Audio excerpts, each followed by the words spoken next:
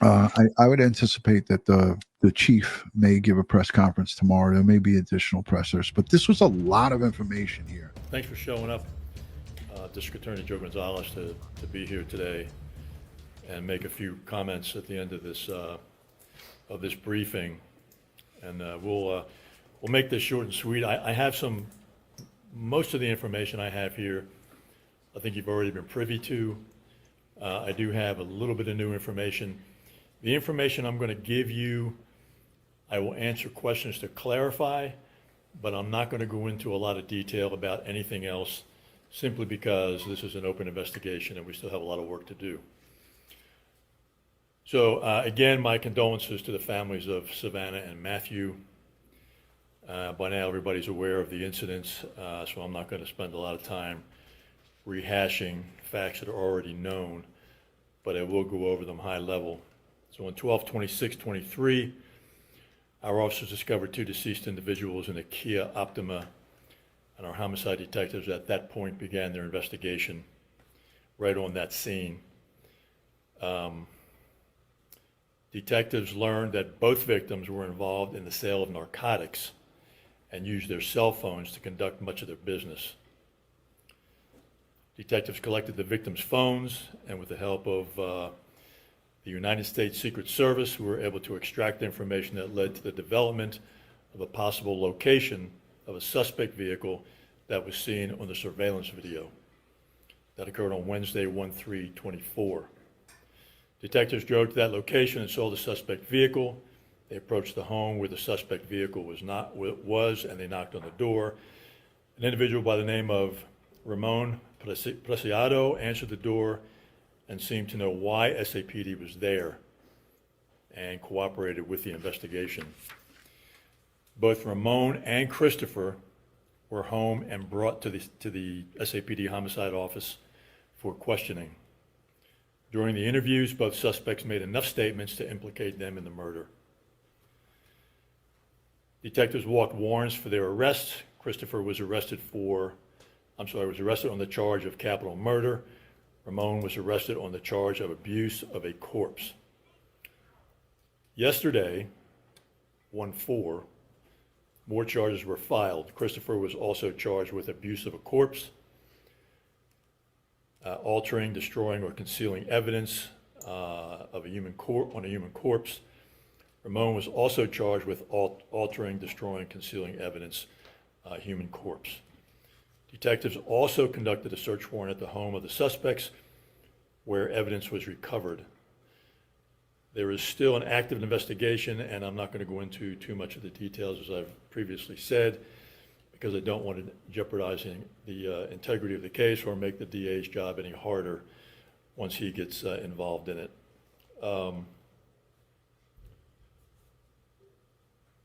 The final piece of information I have for you is that the gun believed to be the murder weapon has been recently recovered from the suspect's home, and we'll share that with you.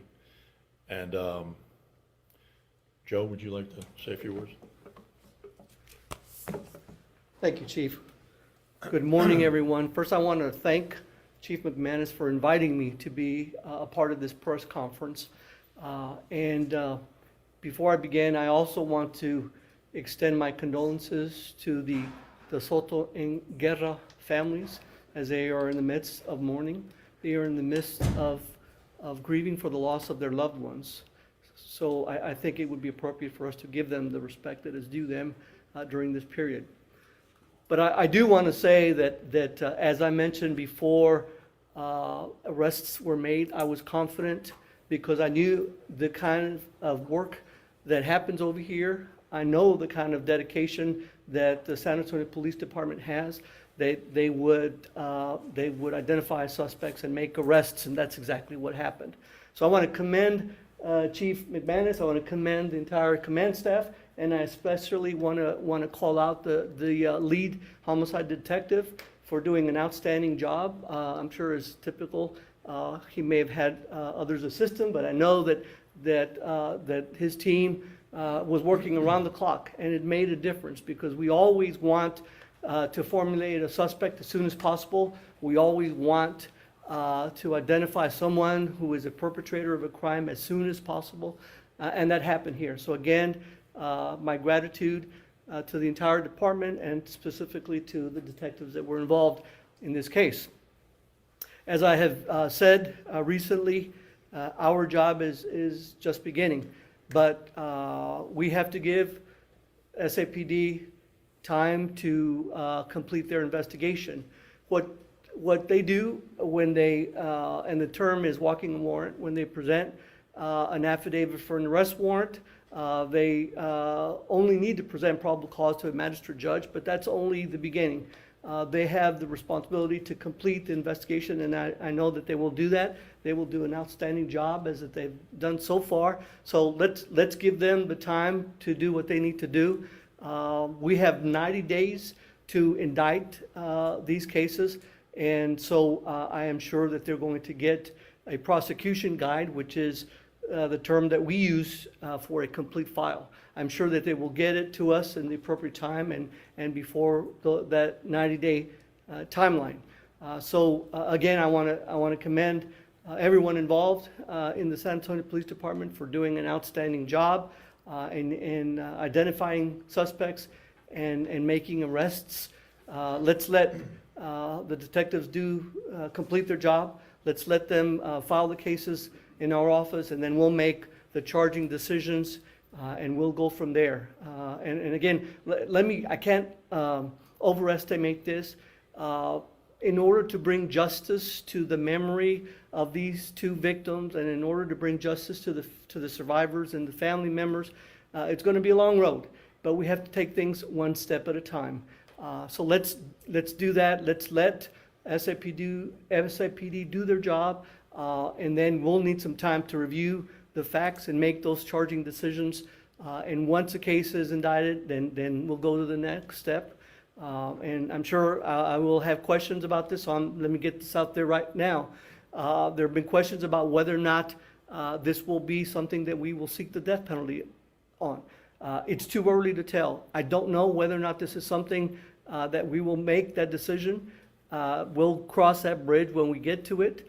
As in every other case where we have a defendant who is death penalty eligible, we have a capital crimes committee that will meet, that will make, we will hear a presentation from the lead prosecutor in the court where this case ends up, and then we will discuss the facts that go into making a decision to seek the death penalty. But again, it is too early to tell. We don't want to put the cart before the horse. Let's wait till we get an entire case filed in our office. And once that happens, I anticipate that we will have indictments returned, but we have to wait and let a grand jury make that decision. But after that, then we will take it to the next level and make whatever decisions that we need to. Thank you very much. I'll take a few questions. And for the gun that was recovered at the suspects' home, have you guys done any tests, run ballistics on the gun to see if there's been any other connection to crimes? I will just say that we believe it's the gun that was used in the murder. As far as the testing and the ballistic results go, I'm not sure what they have yet. Chief, can you help clear something up on the surveillance video? We've had a lot of people reach out. It appears as if someone tosses the towel to Ramon Preciado before he wipes down the door on the sedan. Is that how it played out? What can you tell us about that small part of the sequence? Yeah, that's something we're still looking into. It's something that's been brought up in conversation about this, so we're still looking into that.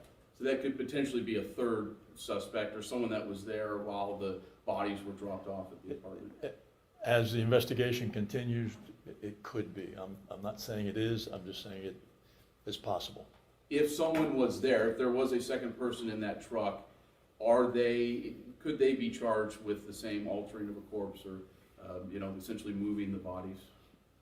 Is that how the charge works? They could be, but I mean, that's something that would be determined once the level of that person's involvement is understood, if that is the case at all.